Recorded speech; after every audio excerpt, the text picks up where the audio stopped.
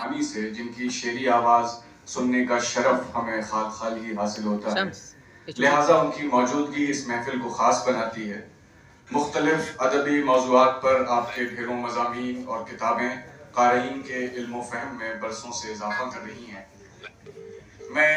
आप दिल्ली यूनिवर्सिटी में उर्दू शोबे की सदर हैं। मैं आपको दावत सुखन देता हूँ आपकी नज़्म के इन मिसरों के साथ।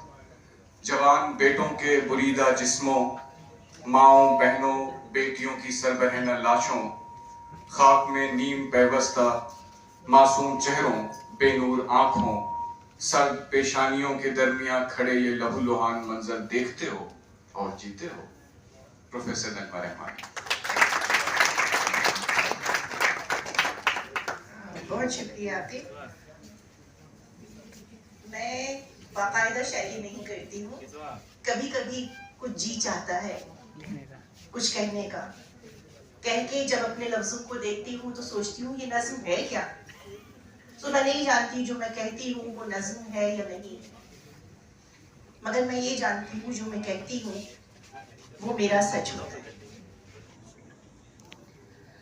फलस्तीन तुम जियाले हो कि कहर बरसाते आसमान, खून थोकती जमीन, बारूद में बसी फजा में सांस लेते हो। गरजते आहने इफरीतों के मद्दे मुकाबिल, जख्म खूरदा हाथों में पत्थर लिए, जुल्म के सामने सीना सबर हो। जवान बेटों के बुरीदा जिस्मों, माओं बहनों बेटियों की सरबरहना लाशों, खाक में नींद बेबस्त मासूम चेहरों, बेनूर आंखों, सर्द पेशानियों के दरमियान खड़े ये लहूलुहान मंजर देखते हो और जीते हो। तुम रगों में लहू की हरारत लिए अम्बोह जालिमा से नबरदाज़मा हो, और वो निगहबान तुम्हारे खुनक कमरों की महफिलें मसनदों पे फर्रोकश बेजान लफ्जों में ढूंढते हैं तुम्हारे लिए कोई राह नजात। शायद तुम्हारी मैयतों की तदफीन की खातिर दिरहम और दीनार भी बांटते हों। तुम्हारे लिए ढूंढते हैं कोई राह नजात, और फिर फर्ज से अपने सुबुकदोश होकर ख्वाबगाहों के नर्म बिस्तर पर नींद की वादियों में डूब जाते हैं। हम भी तुम्हारे जख्मों के तमाशाई इज़्ज़तदार मुमकिना इल्ज़ामात और ज़िद्द इलाही के खौफ से लर्ज़ा, ज़बानों पे कुफ्र लगाए सर झुकाए एक महफूज फासले पे खड़े मक्तल का मंजर देखते हैं। मगर तुम करबलाए असर में निहत्ते शानों पे अपने असगरों ज़ैनबों हुसैनों की लाशें उठाए, सिपाही यजीद के मद्दे मुकाबिल सर बुलंद खड़े हो। फलस्तीन तुम जियाले हो। शुक्रिया।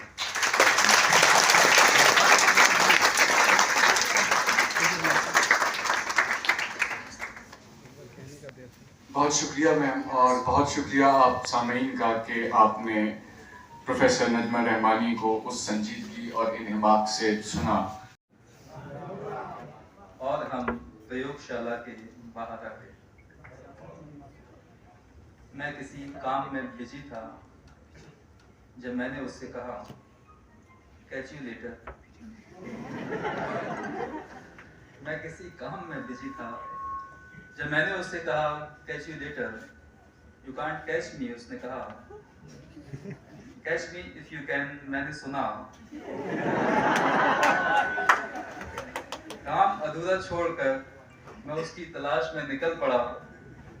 उसने अपना चेहरा किसी फूल से बदल लिया था। बसंत के विदा लेने से पहले अब मुझे उसको पहचानना था।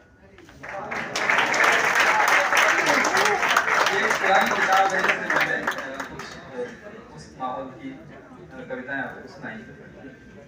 अब मैं कुछ ऐसी कविताएं आपको सुनाता हूँ।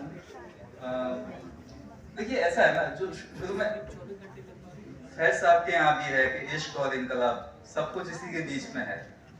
तो आप इतनी अच्छी ऑडियंस हैं कि जब मोहब्बत की बात आती है तब भी आपका दिल उछलने लगता है, और जब रिवॉल्यूशन की बात आएगी तो आप उसको भी उसी इंटेंसिटी से लेते हैं। ये बहुत अच्छी बात है। तो बहरहाल एक कविता मैं आपको सुनाऊंगा।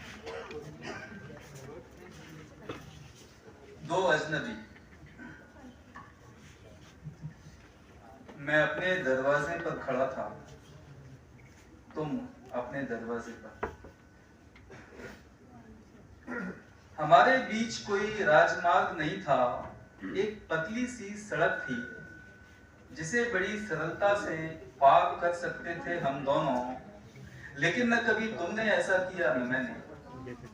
तुम घर से निकलते तो अपने हिस्से की सड़क पर चलते, मैं भी ऐसा ही करता। चलते चलते तुम दाईं ओर मुड़ जाते, मैं बाईं ओर। हम एक ही मार्ग की दो विपरीत दिशाओं के यात्री थे। हम एक ही रास्ते की दो विपरीत दिशाओं के यात्री थे। हम मुड़ने से पहले बड़ी सरलता से मिला सकते थे हाथ, पूछ सकते थे एक दूसरे से। हम मुड़ने से पहले बड़ी सरलता से मिला सकते थे हाथ, पूछ सकते थे एक दूसरे का हाल। लेकिन न कभी तुमने ऐसा किया न मैंने। इस तरह एक ही मार्ग पर आते जाते हम बरसों अजनबी रहे एक दूसरे से। हमारे बीच कोई राजमार्ग नहीं था, एक पतली सी सड़क ही थी तो थी। हमारे बीच कोई राजमार्ग नहीं था, एक पतली सी सड़क ही तो थी। फिर हमारे भीतर वो कौन था जो हमें मिलने से रोक रहा था? कामी में रियायत नहीं करने वाले, हम अमानत में खयानत नहीं करने वाले। रोशनी हम पे इनायत नहीं करने वाली, हम चरागों से शिकायत नहीं करने वाले। हमसे अय्याम की गर्दिश नहीं देखी जाती, खैर हम इसकी वजाहत नहीं करने वाले। हस्बे मकदूर हमें खाक उड़ानी है सो हम, हस्बे मकदूर हमें खाक उड़ानी है सो हम, जिसमें खस्ता की मरम्मत नहीं करने वाले। बहुत शुक्रिया।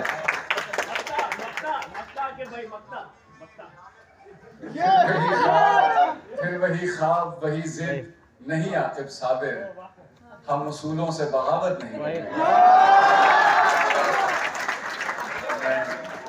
मैं निहायत शर्मिंदा हूँ कि आपने मुझे इस मुश्किल में डाला। बहरहाल मैं प्रोफेसर दिलीप शाकिर के कलाम के बाद आगे की कुछ पंक्तियां याद कर रहा था कि बह गया जब मुग्ध सरिसा मैं तुम्हारे ध्यान में हूँ, बह गया जब मुग्ध सरिसा मैं तुम्हारे ध्यान में हूँ।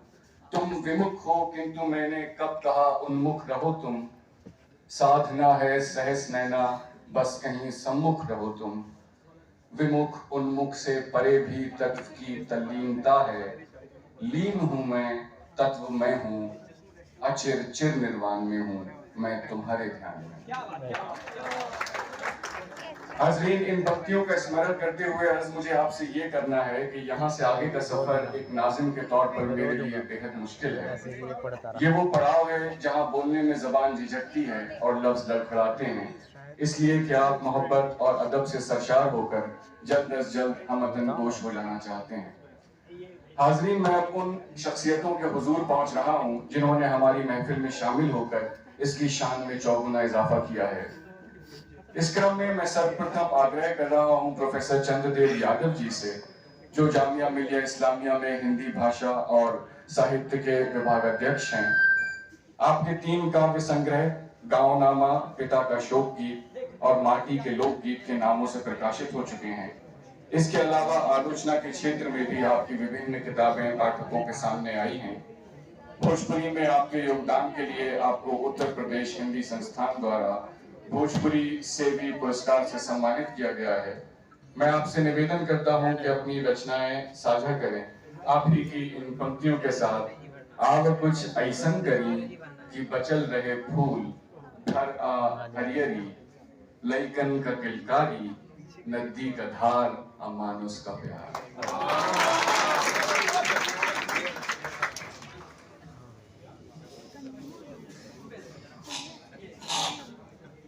बहुत शुक्रिया।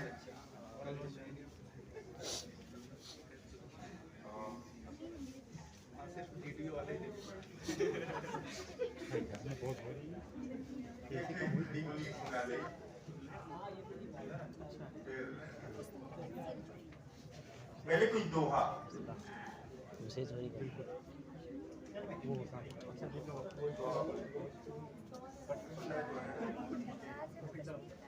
सच को ऐसे बोलिए जैसे मधुर पुनैन, माइक सच को ऐसे बोलिए जैसे मधुर पुनैन, फिर भी जाए हों तो चुप न रहेंगे नैन। सच को ऐसे बोलिए जैसे मधुर पुनैन, फिर भी जाए हों तो चुप न रहेंगे नैन। और अमन चैन है मुल्क में, अमन चैन है मुल्क में, कहते खबर नवीस, इसीलिए तो मिल रही इनको ही बख्शीश। अमन चैन है मुल्क में,